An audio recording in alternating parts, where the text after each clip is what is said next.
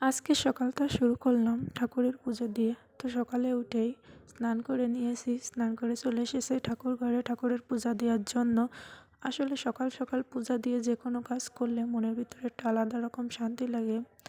আজকে সকালের খাবারে ছিল সেদ্ধ ভাত, আলু সেদ্ধ, বেগুন ভাজি এবং জলপার আচার। শীতের দিনে এরকম খাবার আসলে অনেক মজা লাগে। আর এদিকে দেখুন আমার বিছানার কী অবস্থা। আমার মাম্মাম বিছানার মাঝখানে তার মেয়েকে ঘুম পাড়িয়ে রেখেছে। তো আগেই বিছানাটা গুছিয়ে নিলাম, বেডশিটটা পরিবর্তন করলাম কারণ এটা ময়লা হয়ে গেছে, পরিষ্কার করব। আর দেখুন গুছানো ঘর দেখতে যেমন ভালো লাগে তেমন মনের ভিতরে একটা আলাদা রকম শান্তিও লাগে।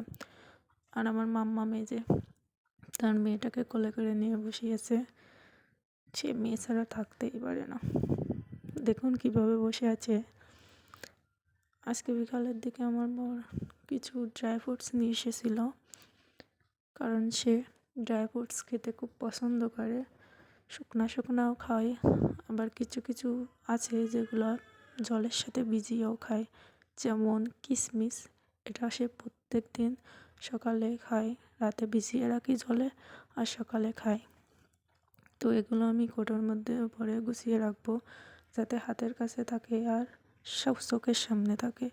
চোখের সামনে থাকলে জিনিসটা নষ্ট হবে না, খাওয়া হয়ে যাবে। আর এদিক সেদিক থাকলে তো নষ্ট হয়ে যাবে, চোখে পড়বে না। তো এই দেখুন সবগুলো গুছিয়ে নিয়েছি। এখানে 3 রকম বাদাম, কিশমিশ আর সয়াবিন বড়ি আছে। সবগুলো আমি কৌটোর ভিতরে গুছিয়ে নিলাম। আর মাম্মামের যে বিছানার উপরে উঠে গেছে, সে আবার গুছানো জিনিস দেখতে পারে না, অগোছালো দেখতে তার ভালো লাগে। তো এই যে তার মেয়েকে নিয়ে বসে গেছে একেবারে কম্বলের উপর, বিভিন্ন ধরনের গল্পও করছে মেয়েকে কোলে করে নিয়ে। মেয়ের আবার নামও আছে, মাম্মামের মেয়ের নাম সোনা। সে যেখানে যায় সোনা সোনা বলে পাগল হয়ে যায়। আর আজকের ভিডিও এই পর্যন্ত, সবাই ভালো থাকবেন, টাটা।